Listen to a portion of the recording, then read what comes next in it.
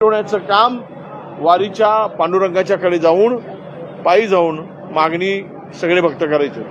संत तुकोबा जरा पाचा म्हणा ज्यांच्या गाथा बुडवल्याचं सांगतात। संत श्रेष्ठ तुकोबा रायांनी ज्या विचारावर प्रहार केला त्यांनी अनिष्ट प्रथा परंपरेवर, भोंदूगिरीवर, अंधश्रद्धेवर तुकोबांच्या गाथा प्रसिद्ध आहेत। आणि आज ती वारी कुठल्या तरी राजकीय फायद्यासाठी त्या वारीचा उपयोग कोणी करायचा प्रयत्न करत असेल तर ते मी मानतो की दुर्दैव आहे। ज्याच्या हातात संविधान आहे तो देशाची इमानदार आहे, तो लोकशाहीची इमानदार आहे, तो संविधानावर विश्वास ठेवतो, म्हणजे देशाच्या राष्ट्रीय एकात्मतेवर विश्वास ठेवतो, तो देशाच्या सार्वभौमावर त्याचा विश्वास आहे।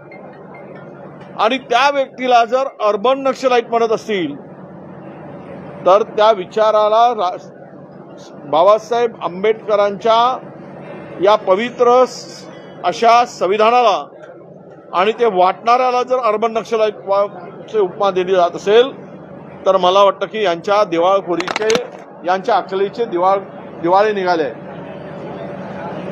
यांना मला वाटतं हे जे विचार अशा पद्धतीने मांडले जातात, काय डेफिनेशन आहे अर्बन नक्षलाईटचा? कुठे महाराष्ट्रामध्ये अर्बन नक्षलाईट आहे? आणि जे कायदा अनुपात आहे, जनसुरक्षा, यातून हे काही या कायद्याचा उद्देशच आहे की सरकारच्या विरुद्ध, सरकारच्या भूमिकेच्या विरुद्ध सरकारने उभा धिंगाणा घातला तरी कोणी त्या विरुद्ध उभं राहू नये, कोणी लिहू नये, कोणी बोलू नये। आणि जर ते करत असेल तर ते सभागृहामध्ये ते बिल आल्यानंतर आम्ही मांडू। पण अद्याप तरी या राज्यामध्ये अर्बन नक्षलाईटचा विषय किंवा कोणी व्यक्ती सापडलाय आणि सापडल्यानंतर सजा झाली असा एक तरी व्यक्तीचं नाव सांगा। पुढे सापडलाय म्हणजे उद्या आदिवासी माणूस हक्कासाठी उभा झाला तर त्याला अर्बन नक्षलाईट ठरवणार। तुम्ही पत्रकारांनी सरकारच्या विरुद्ध भूमिका स्वीकारली तर तो अर्बन नक्षलाईट ठरेल। एखाद्याने कविता सरकारच्या विरुद्ध लिहिली तर तो अर्बन नक्षलाईट ठरेल।